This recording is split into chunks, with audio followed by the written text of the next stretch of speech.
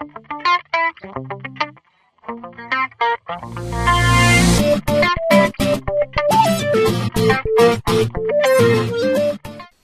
לכולם, כאן איתכם אייל לוין. היום אני אלמד אתכם בעצם איך להתקין IPB 2.0. דבר ראשון, אנחנו נעלה את המערכת. אם אתם לא יודעים איך לעשות את זה, תיכנסו למדריך שלי איך לעלות מערכות. בעצם עכשיו אנחנו, אחרי שהעלינו את המערכת, אנחנו בעצם ניכנס לדומיין שלנו. אני במקרה שלי כבר בפנים. אם אנחנו רואים מסך בעצם לבן כזה, מוזר, המערכת לא מותקנת. אז אנחנו נרשום סלש ו-install. אחרי שרשמנו install, אנחנו נגיע לחלון מין חלון מוזר כזה של ההתקנה בעצם. בעצם מה שהחלון הזה אומר לנו, שאנחנו חסר לנו הרשאות לקבצים. אנחנו בעצם ניתן את ההרשאות, ניכנס לdirect admin, אני כבר מחובר והכל. ניכנס לפיילס, ניכנס לפאבליק HTML, ונחפש את הפיילים שהוא אומר לנו. פה הוא אומר לי שחסר לי ב-confglobal.php. הרשאה, כמו שאתם רואים זה בתיקייה הראשית. ניתן לזה הרשאת 777 וניתן לו את ההרשאה. עכשיו על מנת לוודא שבאמת נתנו את ההרשאה נעשה רפרש. עכשיו רענון ב-F5 בקיצור מקלדת.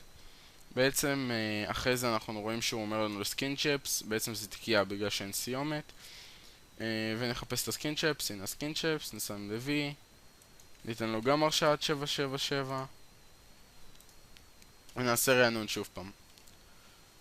טוב, אוקיי, אחרי שלחצנו על המשך, נתחיל להתקין בעצם את המערכת. דבר ראשון, נבחר את השם מייסד נתונים. מי שלא יודע איך להתקין מייסד נתונים, הוא מוזמן לערוץ שלנו ולראות איך עושים את זה. בעצם ניכנס לדאטאבייס, זה בעצם שם מייסד הנתונים. נכניס אותו בתוך הטופס. אחרי זה שם משתמש של המייסד נתונים, זה ה-username. אחרי זה סיסמה. אוקיי, עכשיו אנחנו בוחרים בעצם את השם משתמש הראשי של הפורום שלנו.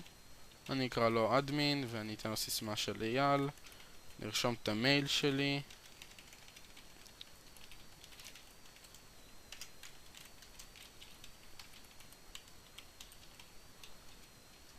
זהו, בעצם לוחצים המשך. עקרונית עוד שנייה סיימנו.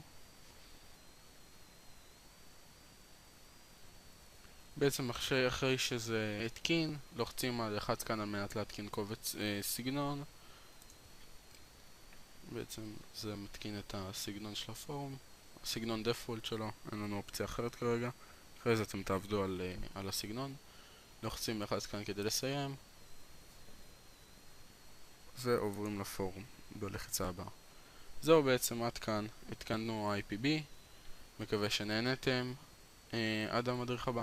להתראות.